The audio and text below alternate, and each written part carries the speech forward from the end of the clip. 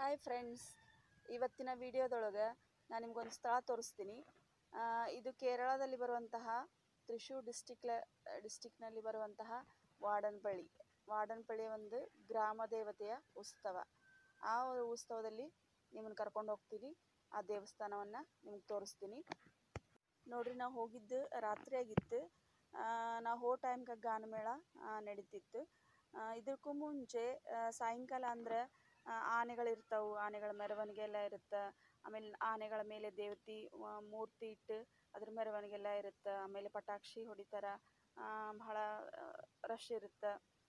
ಹಾಗಾಗಿ ಈಗ ರಶ್ ಕಡಿಮೆ ಐತಿ. ನಾವು ರಾತ್ರಿ ಹೋಗಿದ್ದು, ಹಾಗಾಗಿ ರಶ್ ಭಾಳ ಕಡಿಮೆ ಐತಿ. ನೋಡ್ರಿ, ಈ ಕಾಣೋದು ಇದೇ ದೇವಸ್ಥಾನ, ಗ್ರಾಮ ದೇವತೆ ದೇವಸ್ಥಾನ, ಭಗವತಿ ಕ್ಷೇತ್ರ ಅಂತ ಹೇಳ್ತಾರೆ.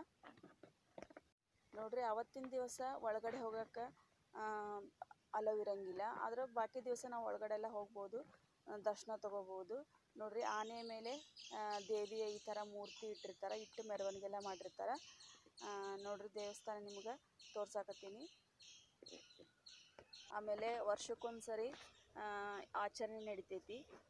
ಈ ಥರ ವಿಜೃಂಭಣೆಯಿಂದ ಉತ್ಸವ ನಡಿತೈತಿ. ನೋಡ್ರಿ, ದೇವಸ್ಥಾನ ರಾತ್ರಿ ಆದ ಕಾರಣ ನಿಮ್ಗೆ ಜಾಸ್ತಿ ನಂಗೆ ತೋರ್ಸೋಕ್ಕಾಗಿಲ್ಲ. ಲೈಟ್ಸ್ ಅರೇಂಜ್ಮೆಂಟ್ ಎಲ್ಲ ಚೆನ್ನಾಗಿತ್ತು. ನೋಡ್ರಿ, ಇದು ದೇವಸ್ಥಾನದ ಹೊರಗಡೆ ಏನಂತಂದ್ರೆ ಗಾನಮೇಳ ಸ್ಟಾರ್ಟ್ ಆಗಿತ್ತು.